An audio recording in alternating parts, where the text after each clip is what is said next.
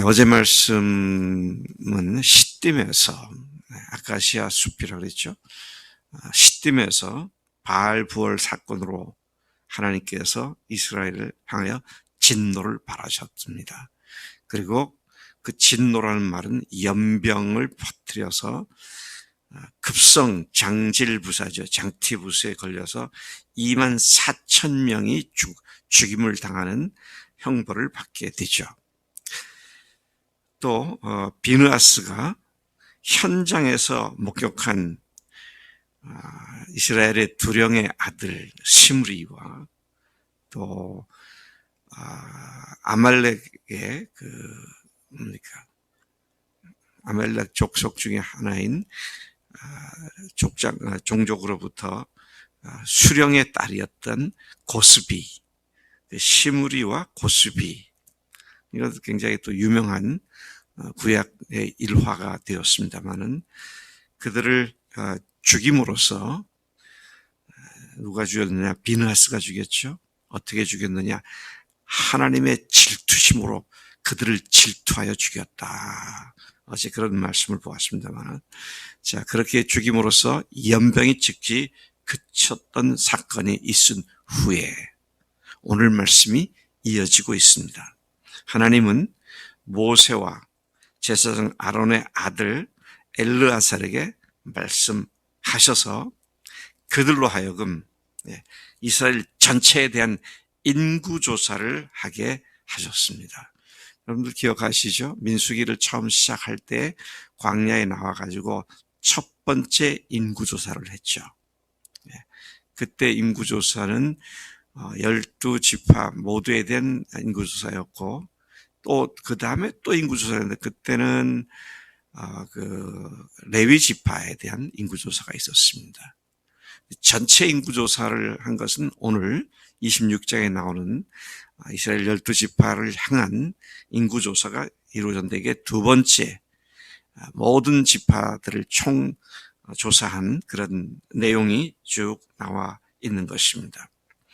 그전에도 그랬지만 오늘도 마찬가지로 각 지파별로 가문별로 20세 이상의 남자들로서 전쟁에 나갈 수 있는 사람들이 각각 몇 명씩인지를 계수하게 하셨고, 또 그들은 그렇게 계수하라 하셨고, 아론과 모세와 엘르아살은 이스라엘 백성들에게 그 사실을 전해 주었습니다.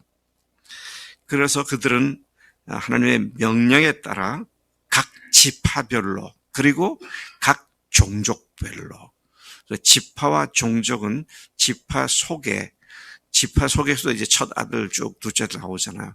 그들이 각각 하나의 종족을 이루게 됩니다. 그러니까 한 지파에는 셋에서 5 또는 6 종족들이 있게 되죠.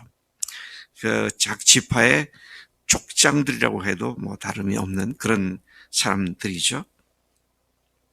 자, 그래서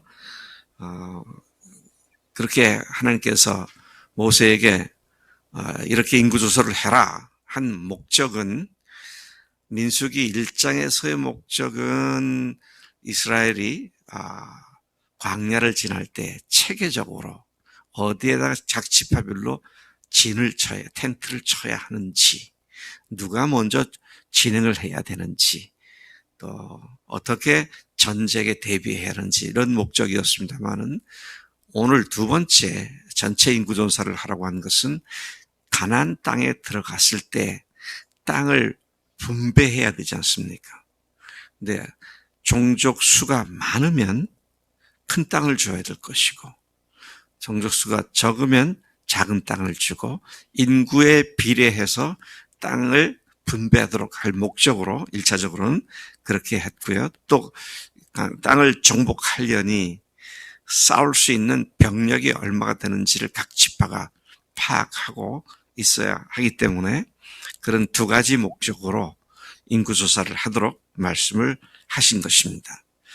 자, 그래서 5절부터 11절까지 우리가 읽은 데에는 장자 루벤 지파의 종족들을 얘기하고 있는데, 여기 나와 있는 것을 제가 쭉 다시 요약하면 느무엘 종족, 야민 종족, 야긴 종족, 세라 종족.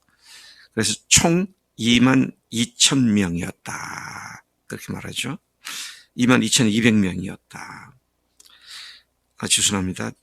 그건 시므온 족속이고 앞에 루벤 족속은 한옥, 발루, 헤스론, 갈미 총 43,730명이었다 기록됩니다. 이들 중에 발루가 낳은 엘리압이 또 엘리압이 낳은 느무엘과 다단과 아비람이 특별히 언급되고 있는데 다단과 아비람은 고라 무리에 들어가서 모세와 아손을 거슬러 여호와께 반역했던 자들이었다. 아예 그 가문에 호가 붙어버렸습니다. 이 가문에 이런 자들이 있었다. 또 10절에 보니까 땅이 그 입을 벌려서 그 무리와 고라를 삼킴에 그들이 죽었고 당시에 불이 250명을 삼켜 징표가 되게 하였으나 고라의 아들들은 죽지 아니하였더라. 그래서 이스라엘 역사에 아주 중대한 흑역사로 딱 기록을 해서 그들이 그것을 기억하고 다시 그런 일을 하지 않도록 하기 위해서 특별히 여기에서만 뒤에 나오는 지파들에서는 별 다른 설명이 없는데 루벤 지파에 대해서만 이렇게 이야기를 하고 있습니다. 흑역사를 기억하는 건 별로 좋은 일이 아니겠죠. 그런데 좋지 않은데 교훈을 위해서 그렇게 한 것이죠. 제가 이번에 어디죠? 프라하의 비투스 성당과 또 비투스 프라하 성 같은 문을 사용하는데요. 정문 쪽을 가니까 양쪽에 큰 조각상이 있더라고요. 아주 거대한 거인이 어떤 사람들을 죽여놓고 양쪽에서 이 칼로 목을 확 찌르고 있는 양쪽에 다 그런 조각이 아주 큰 조각이 양쪽 문 꼭대기에 딱 서 있어요. 그게 뭐냐 그랬더니 약 400년간 오스트리아의 합스부르크 왕가가 어딥니까? 체코를 지배하면서 거기에 그들이 체코를 점령하면서 체코의 중요한 왕들을 갖다가 죽이는 장면을 그렇게 놨더라고요. 우리나라 같으면은 해방되면 당장 그것부터 철거할 것 같아. 국가의 수치잖아요. 그냥 그대로 놔둬요. 전 세계 사람들 다 보고 있어요. 흑역사를 전 세계 사람들 다 알으라고. 참 이 사람들 역사관이 대단하구나. 근데 지금 루벤이 바로 그런 그 지파 속에서 이런 사람들이 나왔다. 교훈을 주고 있는 것이죠. 12절부터 14절까지는 시므온 족속, 느무엘, 야민, 야긴, 세라 종족 등 총 22,200명으로 계수됐고 15절에서 18절까지는 갓 족속들, 갓 지파들, 그래서 스본, 학기, 순이, 오스니, 에리, 아롯, 또 알렐리 종족 해서 총 45,500명. 19절에서 22절까지는 유다 지파로서 셀라, 베레스, 세라 종족이 있고요. 베르스 자손, 헤스론 종족, 하물 종족 등 총 76,500명. 그래서 여러분들 이스라엘 지도를 펴고요. 구약 시대에 있던 지도를 펴고 유다 지파가 점령한 땅을 보면 제일 넓어요. 그 이유가 제일 많기 때문에. 자, 그 다음에 이사갈 지파는 돌라, 부니, 야숲, 시므론, 총 64,300명이었고요. 26절부터 27절에 스불론 지파에서는 세렛, 엘론, 얄르엘, 총 65,000명이었습니다. 28절부터 34절까지는 요셉의 아들 므낫세, 요셉의 아들 두 아들이 각각 지파를 이루었죠. 므낫세와 에브라임이죠. 근데 므낫세는 마길, 길르앗 아들들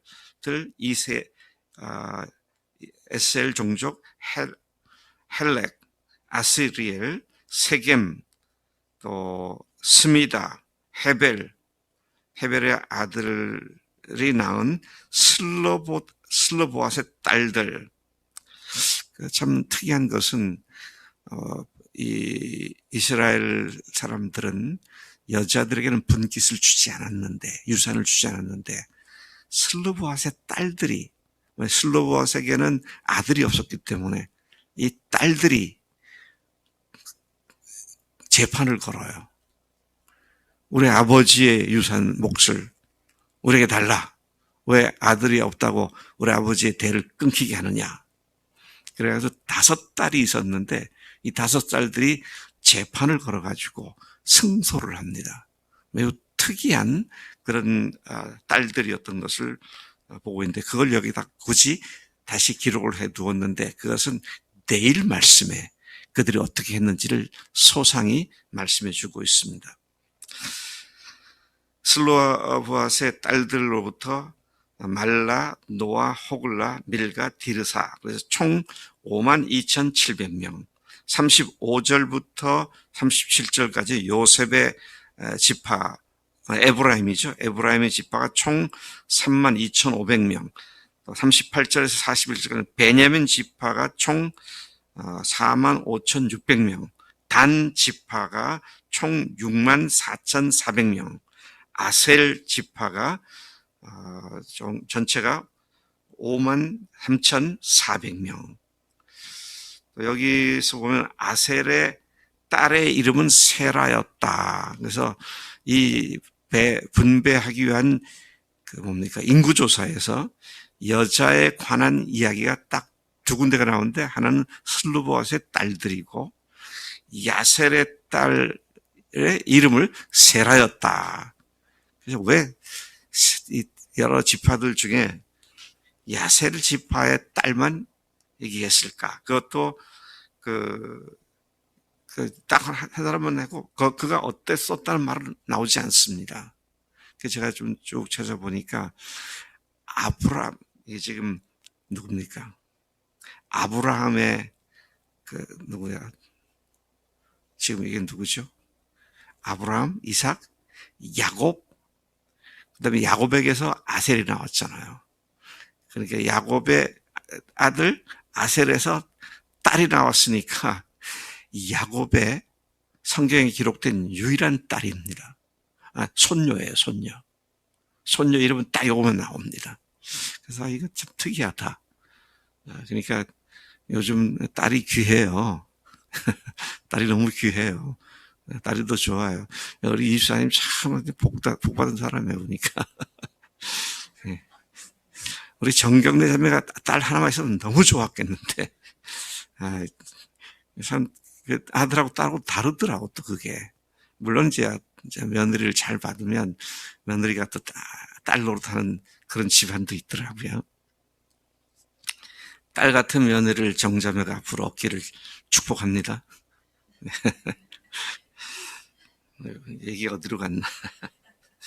예, 그 다음에 이제 세라 얘기가 그렇고요. 납달리, 마지막으로 납달리 지파에서는 총 45,400명으로 개수돼서 전체 인구가 60만 1,730명.